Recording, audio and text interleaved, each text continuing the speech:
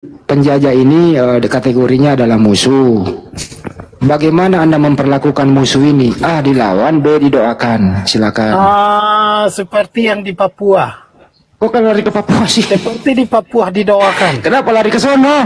Iya, kamu bawa pemerdekaan. Kenapa di Indonesia tidak ada kesatuan demi kesatuan di Saya nggak nanya itu. Saya ulang kembali. Kamu bawa Indonesia. Saya nggak nanya ulangin. Saya ulang kembali ya. Izin ya sebentar. Sekali lagi terakhir nih. Kamu bawa nama Indonesia, saya akan bawa nama Papua. Silahkan. Belanda datang lagi menjajah kita. Ini khusus Belanda nih, menjajah lagi nih Belanda. Apa yang Anda lakukan terhadap Belanda ini yang menjajah kita? A. Melawan, B. Mendoakan. Jawab. Rakyat Papua tidak pernah melawan. Udah tutup. Diam, udah. Siapa yang bahas Papua sih? Ya udah, Bang Juma, mau masuk? Kau bawa nama Indonesia, saya akan bawa nama Papua. Ya udah, Bapak ke Papua aja di sana. Semoga Papua damai dan sejahtera ya, Bang ya. Saya mau Papua merdeka supaya jangan ada dijajah. Wah, ini Anda makar ini. Anda makar ini. Silakan Bang Handi. Oh, ini makar ini satu ini, turunin lah makar dia. Andi. Wah, Andi. Waduh, saya mau bertanya ini. Boleh. Saya mau bertanya makar kau. Diam. Boleh. Bagaimana nih Bang Juma menanggapi orang kayak gini? Lanjut Bang Juma, STB lagi. Allahu Akbar, Masya Allah.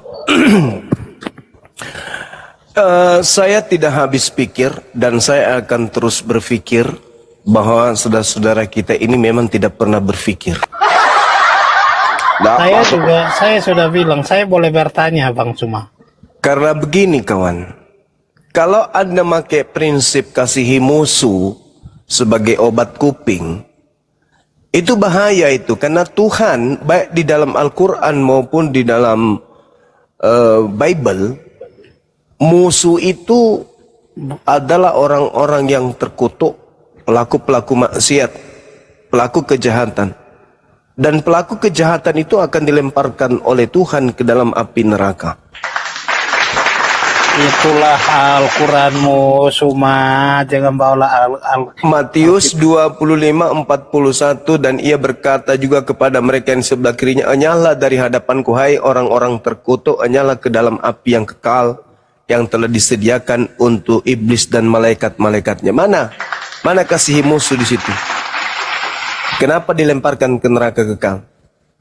Mana? Saya boleh bertanya sama Bang Suma? Mati meja. Boleh. Jadi ajaran kasihi musuh itu dompala. Pertanyaan saya boleh? Iya, silakan saudara anak Teos, anak Dewa. Silakan. Pertanyaan itu abangnya Yesus ini masuk. Ya, bahaya. Tadi bahaya orang gini. Ini dia dari garis. Enggak, begini dulu, kawan-kawan. Emangnya musuh kita itu siapa? Musuh kita itu iblis. Kenapa kita menganggap manusia itu musuh kita? Coba. Berarti musuh kita saya iblis, bingung. Kan? Ya jelas iblis. Terus kenapa manusia tidak ada musuh kita? Kenapa saudara diminta mengasihi iblis? Tidak ada kok iblis disuruh mengasihi. Lawan iblis. Kasihilah musuhmu. Loh, musuh itu iblis. Terus diminta dikasihi.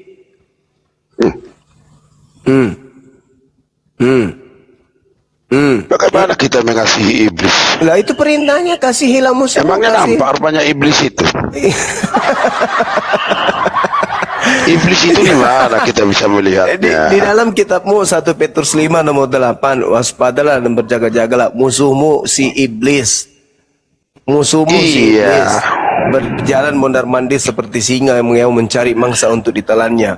Musuhmu si iblis. Nah, perintah Biblemu kasihi musuhmu. Terlihat enggak?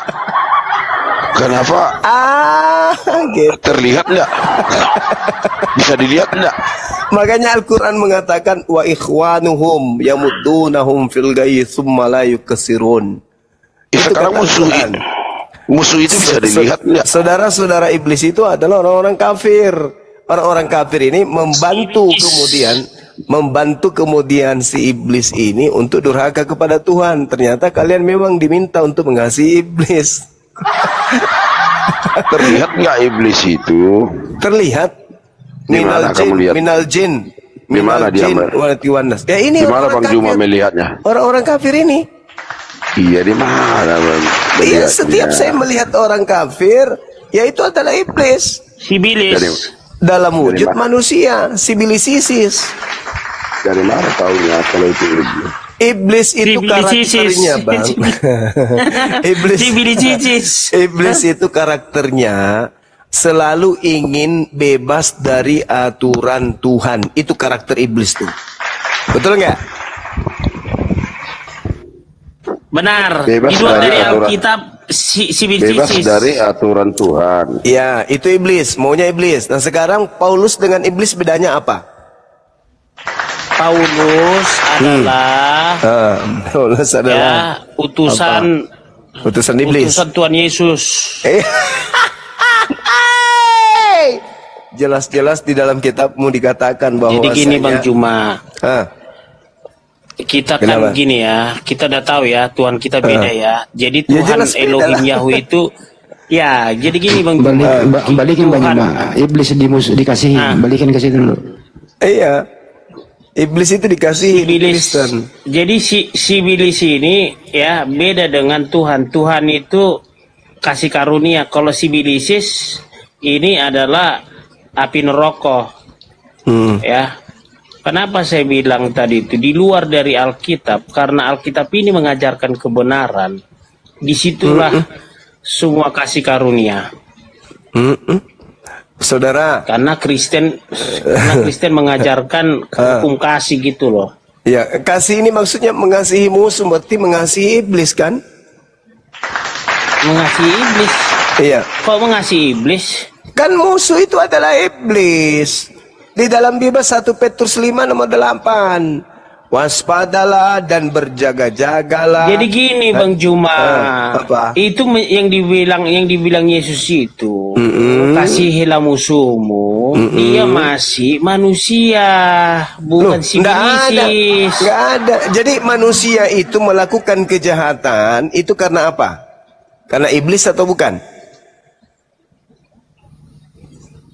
Ayo. Tunggu dulu, jangan gini. Kalau manusia melakukan kejahatan, Misalnya itu saudara alam Kepas. sadarnya gitu loh. Misalnya saudara Kepas, ada orang kemudian memperkaos, lalu membunuh korbannya. Orang ini memperkaos ini karena kerasukan iblis atau tidak? Karena nggak punya Roh Kudus dia. Ya, Roh kerasukan Allah, iblis atau sehingga tidak? dia Kerasukan iblis. kerasukan sibilisis. Kerasukan sibilisisis. Nah, orang seperti ini kan kalau menurut Kristen ini kan dikasihi toh?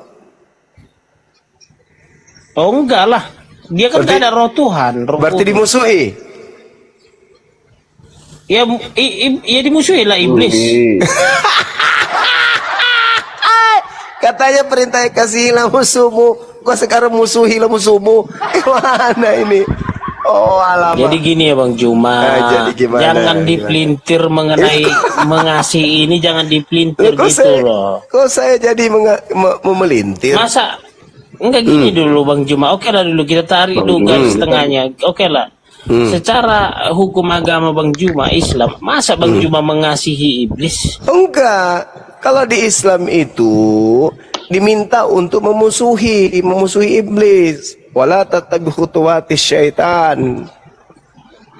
Innahu lakum aduwwum mubin. Sesungguhnya setan itu adalah musuh nyata bagimu. Musuh itu kalau di Islam. Jadi Musuh. di mana perintah mengasihi iblis? Lah Mengasihi itu katanya iblis. kasihilah musuhmu. Musuh itu kan iblis. Bukan Satu iblis Petrus 5. 1 Bukan Petrus iblis 5 nomor Yang disuruh 8. kasihilah sesamamu manusia. Oh kalau manusia ya nggak apa-apa. Tapi ini masalahnya musuh yang harus dikasihi gitu. Aduh. Hendaklah kalian waspada. Sebab Inilah kalau iblis adalah abangnya- musuhmu. Nah, Susah ini kalau abangnya Yesus ini. iblis adalah musuhmu. Itu dalil.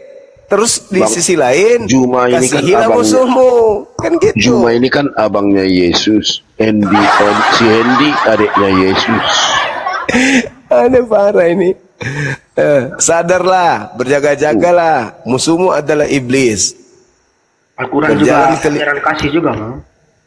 Nah, artinya kamu harus diminta untuk mengasihi si iblis, kan? Enggak, saya punya 2 ayat tandingan. Nah, silakan. Yang pertama di surat Asy-Syura ayat 40. Ini saya baca terjemahnya kan. Oh, kalau ini main ini. Ini jumpa. Ya, silakan. Saya baca Asy-Syura ayat 40. Saya baca terjemahnya. Surahnya salah, keliru itu. Asy tidak ada. ASY Syura ayat 40. Malah itulah ajaran kasih yang sesungguhnya itu.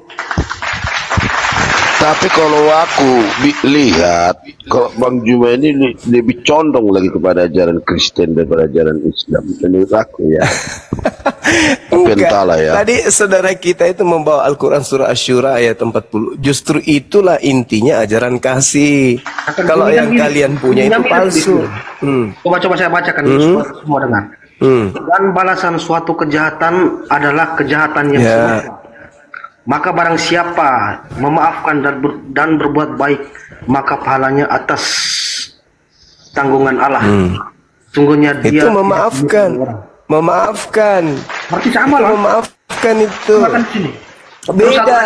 Beda. Yang dimaafkan ini kan orang yang berbuat zalim. Sedangkan kamu diminta mengasihi iblis.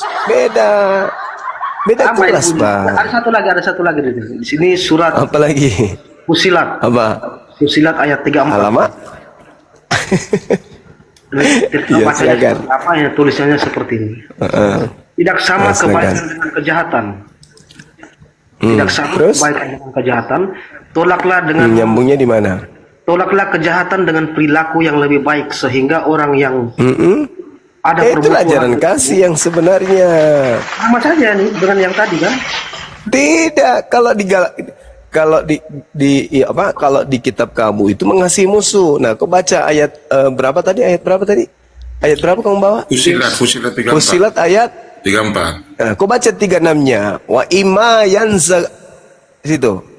imma yanzagannaka minasyaitan nazgun fasta'izu billah. Innahu huwas sami'ul alim.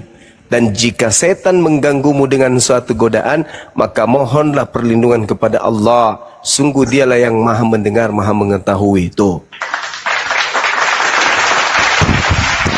Kalau kalian tidak, kamu disuruh mengasihi. Beda kita. Sekarang kita coba pakai contoh kasus, coba pakai contoh kasus Kalau sama Kristen kan nggak ada setan.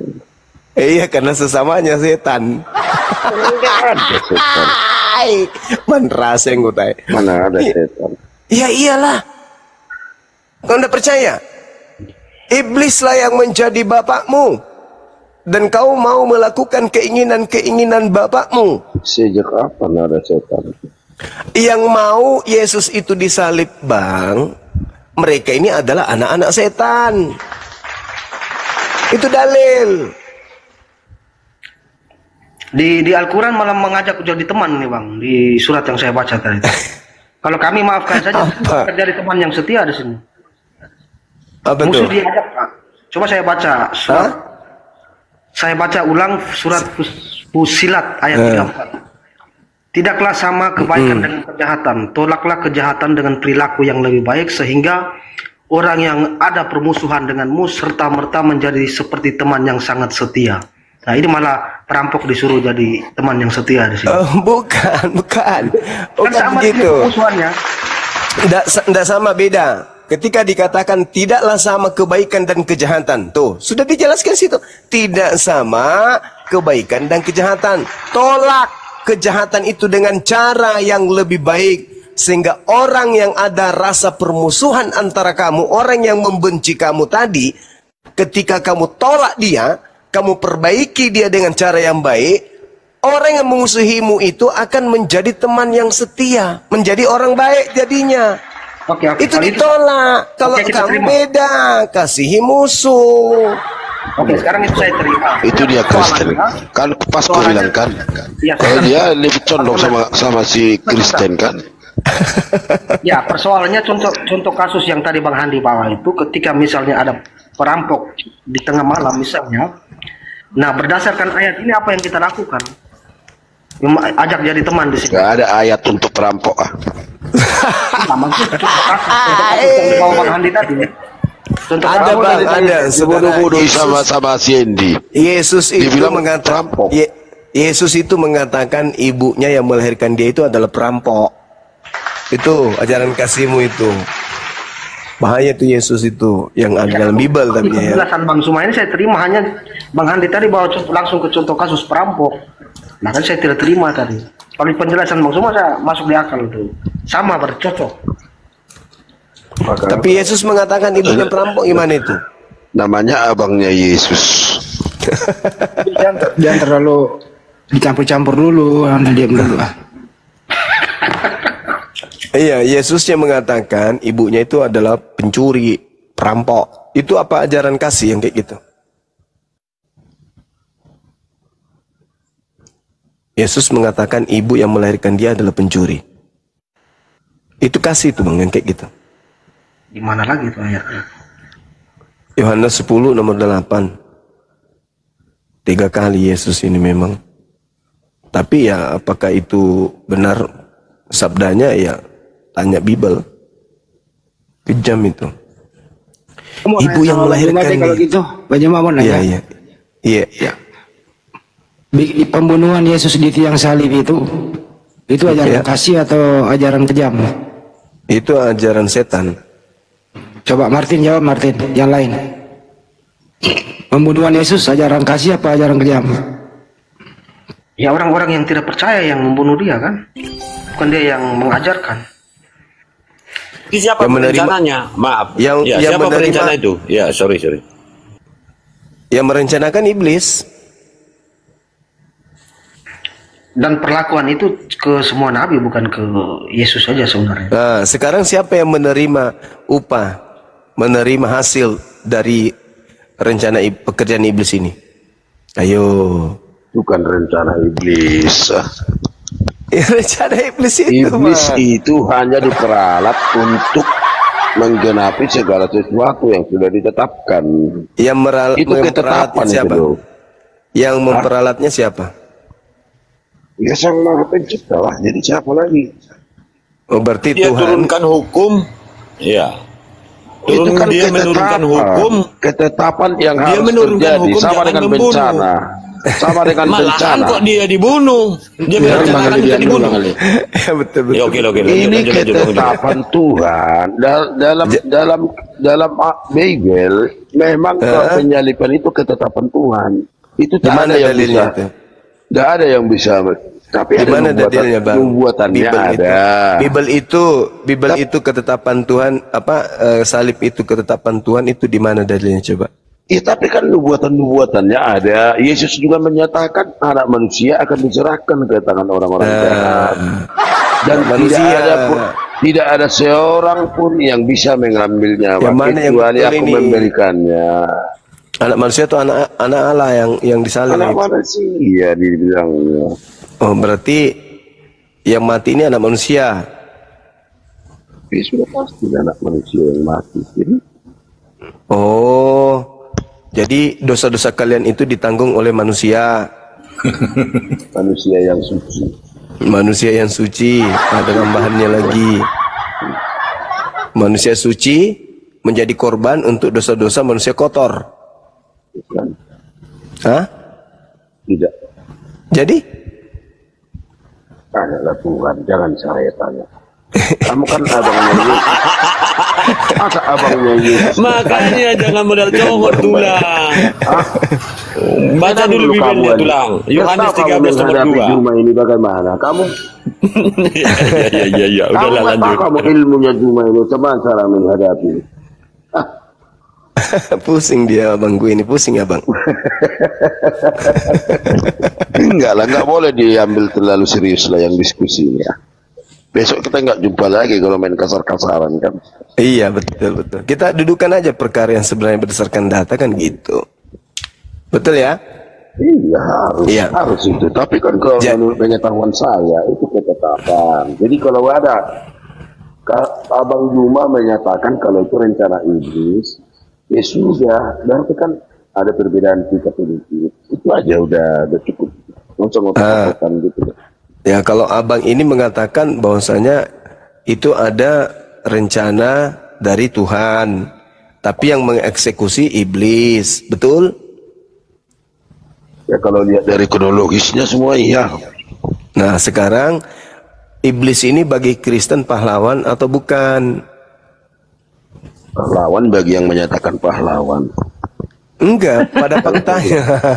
Pada faktanya secara kalau saya bilang itu bentuk kekuasaan Tuhan, tak ada yang mustahil bagi Tuhan. Maka semuanya yang tidak bisa dipikirkan manusia, maka Tuhan bisa melakukannya. Itu.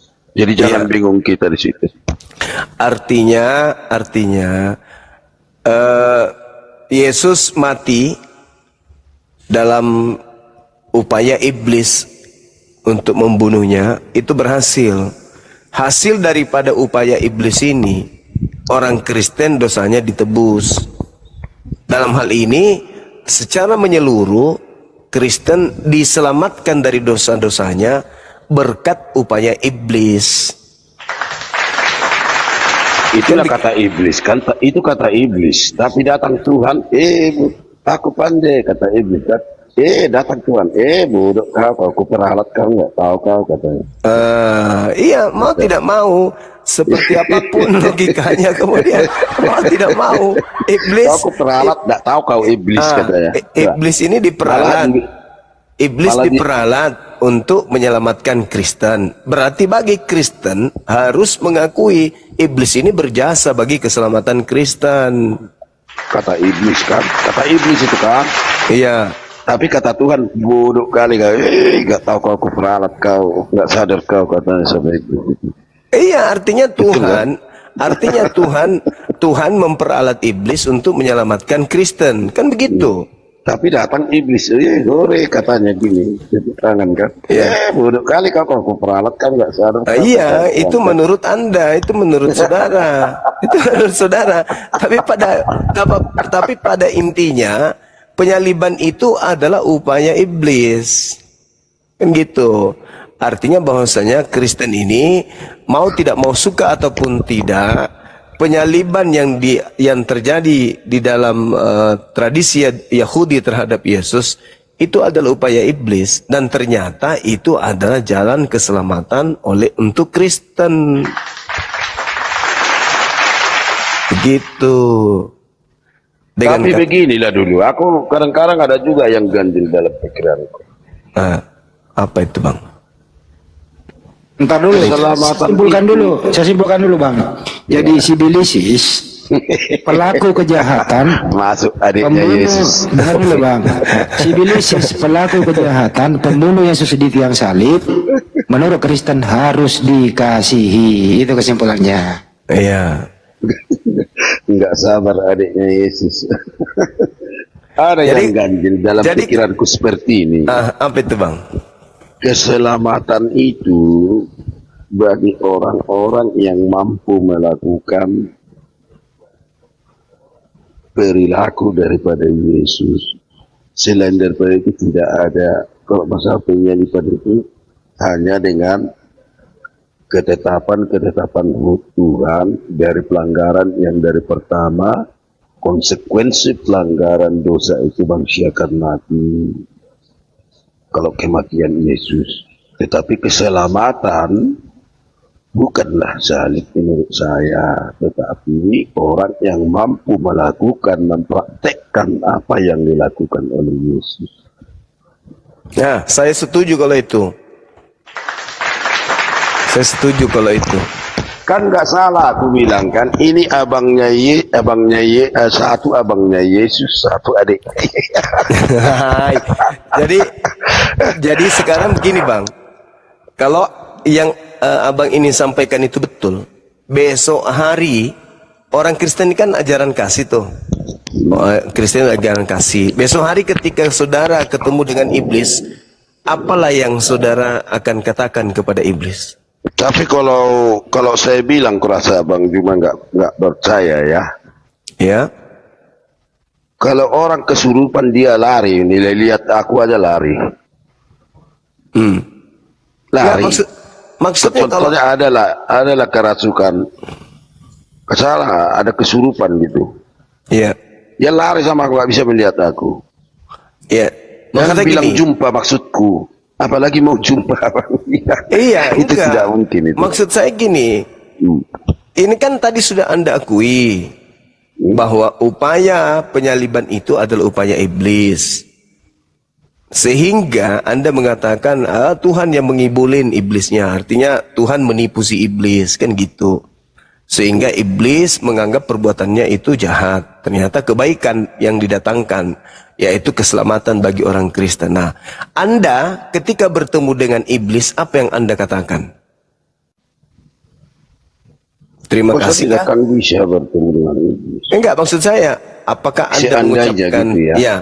Apakah Anda mengucapkan terima kasih banyak kepada iblis yang sudah berjasa ini, atau Anda pun ikut menertawakan seperti dengan Tuhan Anda menertawakan iblis? Coba jawab dulu Bang Kris dulu. Ngantuk. Ngantuk Bang Kris. Ngantuk Bang Kris. Merokok pakai lubang hidung Bang Kris. Sama saja kalau kita buat ini perlu waktu ini menjawab nih. Buat perbandingan juga sama saja kalau di Islam kan tanpa iblis Isa tidak bisa selamat loh. Tanpa iblis Islam tidak bisa selamat. Iya. Bagaimana ceritanya? Yang mengangkat Nabi Isa alaihissalam adalah Allah yang menginginkan. Harus ada penggantinya dulu kan? Harus ada penggantinya dulu. Oh bukan. Itu makar yang mereka lakukan. Disebabkan karena mereka makar terhadap Nabi Isa alaihissalam. Jadi keterangan muncul belakangan, datang di abad ke-7. Sebenarnya yang mereka salib itu bukan Nabi Isa, tetapi orang yang diserupakan. Kenapa? Karena mereka sangat zalim. Mereka pingin kali membunuh Nabi Isa itu. Sehingga Allah menyelamatkan nabinya. Dan pembunuhan itu harus terjadi. Penyaliban itu harus terjadi. Tapi konsep daripada Tuhan adalah, di dalam Amsal 21:18 kan jelas itu kan, bahwasanya yang disalibkan adalah orang yang fasik. Yang disalibkan itu adalah sang pengkhianat. Kan itu, orang benar diselamatkan dan yang menjadi penebusnya adalah orang fasik. Amsal 21 nomor 18. Kan begitu poinnya. Nah, sehingga ketika Yesus orang benar ini dianggap harus disalib, harus dihakimi, harus dibunuh, ya Elohim tidak tinggal diam dong.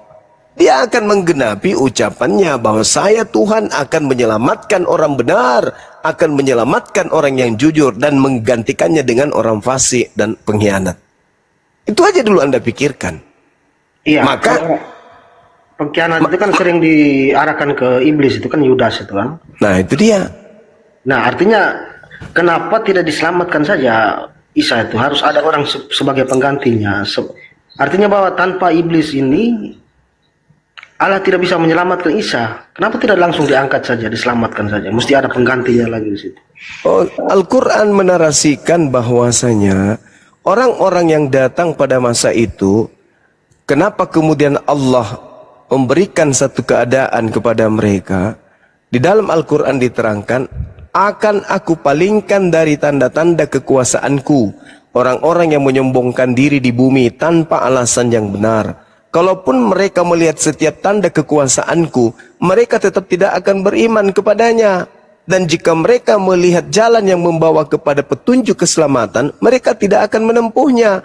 Tetapi jika mereka melihat jalan kesesatan, mereka menempuhnya. Yang demikian itulah adalah merupakan karena mereka mendustakan ayat-ayat aku dan mereka selalu lengah terhadapnya. Kan Nabi Isa datang. Nabi Isa datang mengajarkan firman yang benar itu begini, begono, begini, begono, begini, begono. Tapi karena mereka selalu menolak. Ketika dikasih petunjuk, Nabi Isa membangkitkan orang mati dan seterusnya. Petunjuk itu datang kepada mereka bahwa betul-betul Nabi Isa ini adalah Nabiullah, utusan Allah. Tapi mereka menolak. Sehingga apa? Allah membalas itu. Allah membalas makar yang mereka lakukan. Itu alasannya. Begitu juga cerita di dalam Bible ini. Di dalam Yohanes 8 itu kan jelas.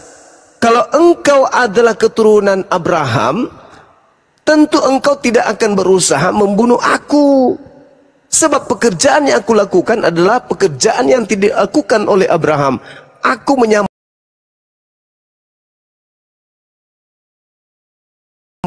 seperti ini. Abraham pun tidak lakukan, tapi aku lakukan. Tapi kenapa kamu berusaha ingin membunuh aku? Karena kamu tidak beroleh firman di dalam dirimu. Begitu saudara. Nah, sehingga karena mereka bikin makar, apa yang terjadi? Ya salah satu di antara mereka yang menggantikan Nabi Isa. Siapa suruh membuat makar? Ya, itu dia persoalannya, menggantikan tadi itu yang saya persoalkan, Bang. Kenapa harus ada pengganti? Tidak bisakah Allah itu menyelamatkan saja? Kenapa harus ada lagi yang diserupakan seperti masalahnya Anda itu mengoreksi Al-Quran seakan-akan Al-Quran itu berdiri sendiri. Coba Anda, keadaan yang ada pada masa itu, coba jangan pakai Al-Quran dulu. Keadaan yang ada pada zaman itu. 1, mereka membuat kesaksian palsu. 2, mereka membuat tipu muslihat. Mereka dengki, mereka sepakat hanya oleh karena mereka kemudian ingin agar terhindar dari penjajahan, penindasan bangsa Roma, mereka sepakat membunuh Yesus. Pertanyaannya, apa kesalahan Yesus itu? Kenapa mereka ingin membunuh Yesus? Kesalahannya apa? Mereka berkongko-kongko. Intinya mereka ingin membunuh Yesus. Allah membalas kemudian makar mereka.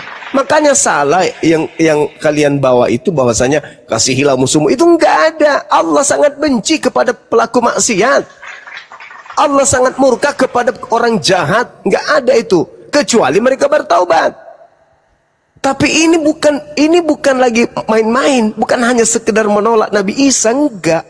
Mereka betul-betul ingin membunuhnya. Benar-benar mereka ini beringas.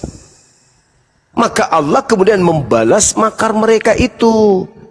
Seperti itu saudara. Jadi Al-Quran itu tidak berdiri sendiri. Kenapa Allah tidak bisa? Karena orang yang ada pada zaman itu adalah memang betul-betul tegar tengkuk.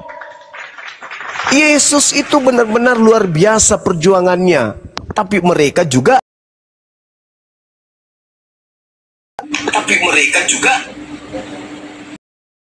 bayangkan aja itu. Coba ya. Coba Anda lihat. Seorang Nabiullah, seorang utusan Allah, Anda katakan dia suci, diperlakukan seperti apa menurut saudara? Ditampar, diludahin, diseret, apalagi ditelanjangin, apalagi ditonjok, apalagi masih ada penghinaan. Apakah Tuhan pencipta langit dan bumi menginginkan itu terjadi terhadap orang suci yang diutusnya tanpa ayah, lahir dengan keadaan suci dari rohnya, dari kalimatnya? Allah ingin membiarkan seperti itu. Sedangkan yang ada pada saat itu adalah orang-orang jahat. Bukan hanya jahat seperti apa. Di Indonesia, Bung, sejahat-jahatnya penjahat, para petugas tidak meludahi mereka. Bahkan kalau ada petugas meludahi penjahat yang sudah ditangkap, maka petugasnya itu bisa diproses. Menampar, petugas bisa diproses. Apalagi menelanjangi, petugas bisa diproses. Tapi yang terjadi terhadap oknum ini, wow, na'udzubillah, summa na'udzubillah. Apakah Tuhan hendak kemudian membuat orang yang dikasihi diperlakukan seperti itu? Tidak. Siapa yang melakukan itu? Orang-orang Yahudi. Jangan orang-orang Yahudi. Barusan lagi kita bercerita tentang iblis. Nah itu dia makanya. Orang-orang Yahudi. Iblis yang melakukan itu. Bang. Iblis yang melakukan itu. Nah sekarang jangan kalau kasih musuhmu terus ke iblis ya bang. Sekarang permasalahannya udah masuk ke penyalipan orang Yahudi. Sekarang permasalahannya adalah ketika Tuhan sendiri berfirman, jangan kau membunuh orang yang tidak bersalah. Keluaran 23 nomor 7 nomor 8. Jangan kau membunuh orang yang benar. Apakah masuk rasio saudara? Tuhan yang melarang membunuh orang benar, Tuhan yang melarang kemudian membunuh orang yang tidak bersalah. Bahkan di dalam Amsal 6 nomor 16 dikatakan, 6 perkara yang dibenci oleh Tuhan, bahkan 7 kekejian di dalam hatinya, yaitu menumpahkan darah orang yang tidak bersalah. Kok tiba-tiba Tuhan sendiri yang kerjasama iblis? Tapi kan yang melakukannya iblis. Yang melakukan iblis, Bapak. Berarti Tuhan Anda lebih iblis daripada iblis. Kenapa? Loh, kenapa? Kenapa? Orang benar kenapa dibunuh? Iya, yang bunuh iblis. Atas dasar siapa perintahkan? Ya, atas dasar itu tadi, karena perilaku itu tidak mungkin dilakukan oleh manusia. Iya, gimana ceritanya abang ini? Berarti iblis itu dibawa kuasa, dibawa perintah Tuhan Anda. Nah, sedangkan Tuhan yang berfirman, manusia yang dibawa saudara, perintah iblis. Saudara, manusia dibawa perintah iblis. Yesus berkata, iblislah yang menjadi bapakmu. Ya itu dia, makanya kalau manusia membangkang terus yang mana Yesus, yang mana yang Anda katakan Tuhan ini di sini pada saat Anda mengatakan iblis tertipu oleh Tuhan? Tuhan yang mana, sementara iblis ini bapaknya juga adalah iblis? Ya makanya Tuhan tidak kan ada. Memang kita coba dulu Bang Juma, aku mau bertanya begini. Coba, silakan. Supaya nanti Juma bisa menjelaskan. Ya, silakan. Ketika malaikat itu dibuang dari surga yang tidak taat kepada Tuhan. Ya, terus manusia pun yang di tempat yang suci dibuang karena berdosa. Maka hubungan bumi, seluruh dunia ini boleh kita bilang itu putus hubungannya dengan Tuhan. Gimana ceritanya? Maka iblis karangan dari mana itu, menyusupi, Bang? Karangan tapi dari mana itu? Coba dulu Bang, pertama kan manusia kan diciptakan suci. Tapi kalau melanggar ketetapan Tuhan, maka manusia diusir ke bumi. Iblis pun diusir ke bumi. Iblis telah bersekongkol dengan manusia untuk melakukan pemberontakan terhadap Tuhan. Itu dulu kita bicarakan maksudku. Terus kan manusia dunia ini kan tempat buangan orang berdosa. Itu maksudnya. Terus maksudnya abang ini Tuhan itu sudah tidak lagi menginginkan. Makanya itulah peran-peran Tuhan itu menwahyukan kepada nabi-nabi supaya memerintahkan kepada manusia itu. Berarti penguasa dunia ini siapa? Iblis, penguasa dunia ini iblis. Tapi kan kita bilang tadi catat itu Bang, catat itu penguasa dunia ini adalah iblis. Oke? Fase berikutnya yang Anda harus pahami ketika Anda sudah mengatakan bahwa penguasa dunia ini adalah iblis, fase berikutnya adalah si iblis yang penguasa dunia ini pernah membujuk Yesus untuk menerima kuasa itu. Betul? Tapi kan tidak mau Yesus kan? Yesus nggak mau kan? Jangan mencobai Tuhan Allahmu. Iya, Yesus nggak mau kan? Nggak mau, secara tidak langsung dia mengaku. Berarti pada saat itu, sabar. Berarti pada saat itu Yesus bukan penguasa dunia. Bukan. Lalu siapa yang keluar dari kubur berkata kepadaku telah diberi kuasa di dunia? Iya kan setelah selesai semua, setelah selesai tugasnya semua. Mulai silat lidah. Kenapa Bang? Kan ada dibilang. Saya mengatakan ketika Anda memasuki fase di mana Anda mengakui penguasa dunia itu adalah iblis dan Yesus pernah diserahkan kuasa itu tapi Yesus menolaknya. Sekarang ada yang keluar dari kubur mengaku kepadaku telah diberi kuasa. Tetapi sudah genap semua yang tertulis Bang. Itu menurut saudara. Iya. Itu menurut bukan saudara. Menurut saya, menurut Alkitab. Saudara, kalau sudah digenapi dengan kematiannya, bahwa setelah dia mati dosa-dosa dihapuskan, lalu untuk apa lagi dia mengajar ke Paulus? Untuk apa lagi dia ngajar ke Lukas? Apa lagi kepada Yohanes? Untuk apa? Itu semua manusia sudah dilepaskan kutuk. Kutuk sudah dilepas. Loh, yang intinya daripada pembicaraan kita, maka Tuhan tarik menarik dengan penguasa surga. Penguasa surga tarik menarik kepada manusia. Sebentar dulu Bang. Silakan. Penguasa surga tarik menarik kepada manusia dengan penguasa dunia. Terus? Terus? Yang mempengaruhi manusia kan dipengaruhi Tuhan. Terus? Dipengaruhi iblis. Terus? Yang keluar dari kubur. Untuk mengambil pertanyaan kembali. saya, Bang. Pertanyaan saya. Yang keluar dari kubur ini yang mengaku diberi kuasa. Tadi kalau tadi Yesus menolak. Tapi yang keluar dari kubur ini menerima. Iya. Tapi kan itu kan siapa ini yang keluar dari kubur? Iya, Yesus. Berarti Yesus sudah menerima kuasa dari iblis. Kan sudah. Bukan Bang. Loh. Gimana? Aku nggak pandai buka ayat. Itulah sebabnya ada ayat yang menyatakan mulutku bagaikan pedang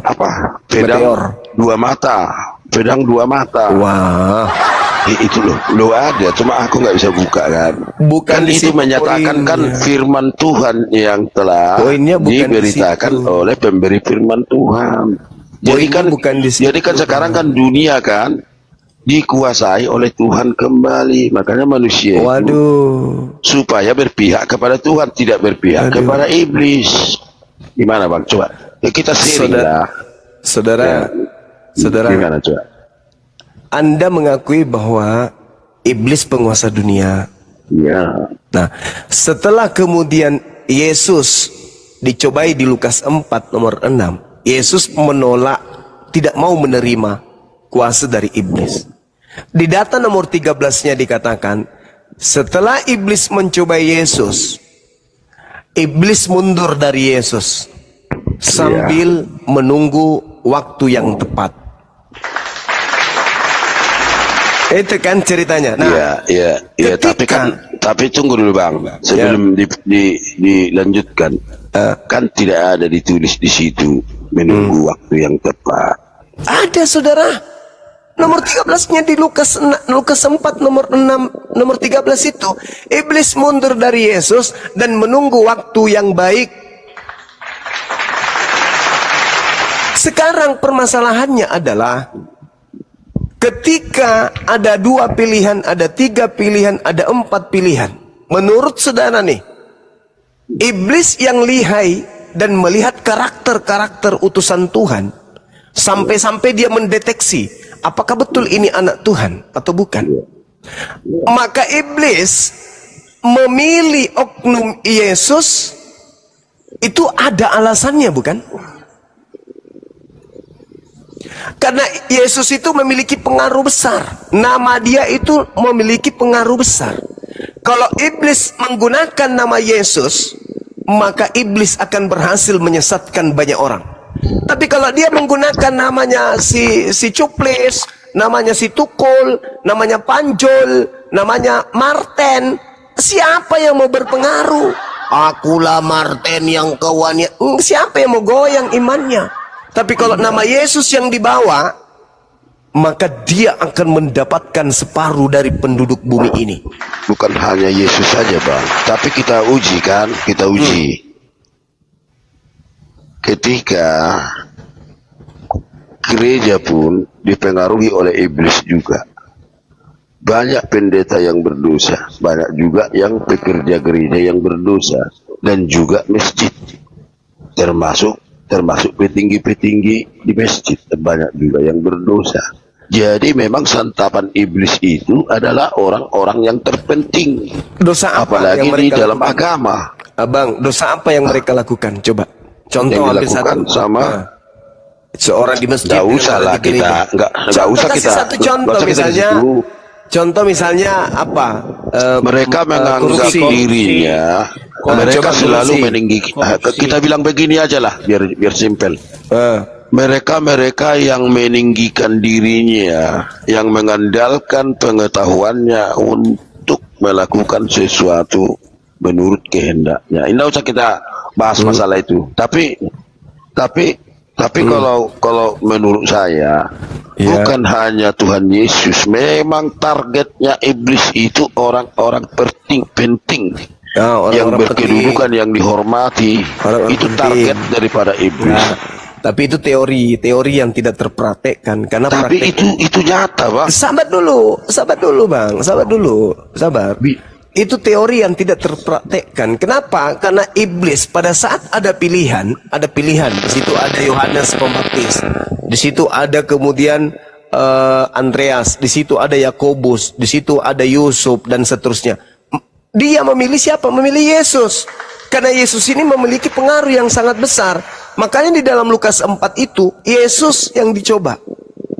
Kalau Yesus bisa nunduk berserah diri kepada iblis, maka Yesus akan menjadi tangan kanan iblis untuk menjual iblis kemana-mana. Itu dulu yang Anda harus pahami. Nah, ketika dikatakan dia menunggu waktu yang baik, upaya yang dilakukan kemudian adalah merasuki Yudas, merasuki imam kepala, merasuki mahkamah agama. Maka mereka kemudian melakukan tipu muslihat sampai Gubernur Pilatus mengatakan mereka menyerahkan Yesus karena dengki. Nah, ketika upaya iblis langkah pertama ini kemudian berhasil mempengaruhi orang-orang untuk membenci Yesus, apa yang mereka lakukan? Mereka berusaha membunuh Yesus. Berhasil tidak? Saya katakan tidak berhasil. Ketika tidak berhasil membunuh Yesus, apakah iblis pensiun? Apakah iblis putus asa? Oh tidak. Ternyata ketika Nabi Isa atau Yesus diangkat ke langit, penggantinya ini disetting kemudian oleh iblis agar dianggap Yesus. Makanya Yesus mengatakan, waspadalah kepada penyesat yang datang kepadamu dengan memakai namaku dan berkata, akulah Kristus. Dia akan menyesatkan banyak orang. Makanya tadi saya sabar Bang. Makanya tadi saya bertanya kepada saudara, siapa yang keluar dari kubur ini? Ia mengatakan, kepada aku telah diberi kuasa. Dari mana kuasa yang diperolehnya? Nah, dari mana? Dari mana? Dari mana kuasa yang diperoleh orang yang keluar dari kubur ini? Ketika dikatakan kepadaku telah diberi kuasa, pergilah ke seluruh dunia, jadikanlah seluruh bangsa menjadi pengikutku. Ini yang merasuki mayat ini siapa?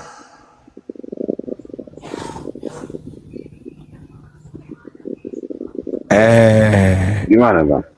Tapi kan begini, Bang. Jadi begini, Bang.